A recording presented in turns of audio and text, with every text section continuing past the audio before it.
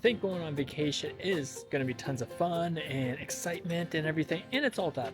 However, there's also tons of walking, tons of lugging around luggage up and down the streets, uphill, downhill stairs, and with your kids, sometimes they just don't want to walk. Want your joints not to hurt and your back not to hurt? Well, these are some strength exercises that you got to do to prep for your next trip or just to stay pain-free. So in this position, once you're set up, you can place your hands in front of your front leg, and what I want you to do is just come down and scoop across. So you're just kind of coming in and scooping. You should be able to feel this in your hips, maybe even to your lower back, depending on kind of where your tension, your stiffness is currently. And so you can also do it from the other side. Come down and scoop. And scoop. If you can go further down, great. Now you can kind of go a little bit further and then scoop around. If that's too hard and too difficult for you, make sure to keep your body more upright, your arms more upright, and you can just do a scoop from up top. And work your way down. You want to be able to do this on the other side. So just transition your body again about 45 degrees. Hands down. And bend and scoop. Everyone's going to feel it a little bit differently, and that's okay, because you're trying to just mobilize your hip joints, maybe into your lower back, possibly around your patella. So it's all different for each individual. So that's more of a shin box scoop, because you're just kind of scooping your body up and elongating the muscles that go into from your lower back into your lower body. I've got a great free mobility course that you can register right now to keep your body loose and moving pain-free. This exercise is the resistance band calf extension. I'm using a loop band for this particular exercise. If you don't have a loop band, you can tie both ends of the band together, or you can just hold each end in your hand to create that tension. I've anchored it to a couch leg so I don't have to hold it.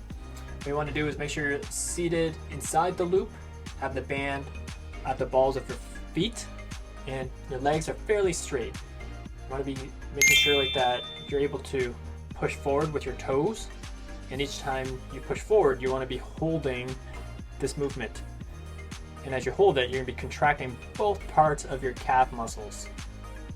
You can increase the intensity by getting a heavier band or by pulling on the bands on either side to create more tension. You never want to have any slack when you're using resistance bands, because you always want to keep tension on it to create that intensity so your muscles contract all the way through each movement. If you're enjoying these exercises, you gotta subscribe to my channel, make sure you hit the bell notification so you know when I release my next video. This exercise is the resistance band deadlift. So feet are hip width apart, back is fairly straight, hands on either side. Grab your resistance band down far enough so it doesn't allow you for any slack and you're always creating tension on it. So if you need to make it harder, make sure the distance between your feet and your hand are even shorter with the band, and as you're coming up, make sure you're exhaling. If you need to make it a little bit easier, you can have the straps a little bit longer on either side and just adjust that as you need. So here's your front angle, you're doing your deadlift, slight knee bend, your hip hinging, so making sure that your butt is pushed back towards the wall, and as you come up, feel it in your hamstrings and your glutes. This exercise is the resistance band squat. So to set up, you want to make sure your feet are hip width apart, and since I'm using a loop band, I'm wrapping that around my upper back just below my neck, making sure there's not any slack on either side of the band. You can use any type of resistance band for this movement. It doesn't have to be a loop band, but this is what I'm using today. So when you're coming up from your squat, make sure you're pushing up from your heels, exhaling on the way up, inhale on the way down. So side profile or side view, you'll see that my back, when I'm coming up, I'm in neutral posture. When I'm coming back down, there's no rounding of my back. It's fairly straight, and you want to be able to drive that power through your heels all the way up to your shoulders.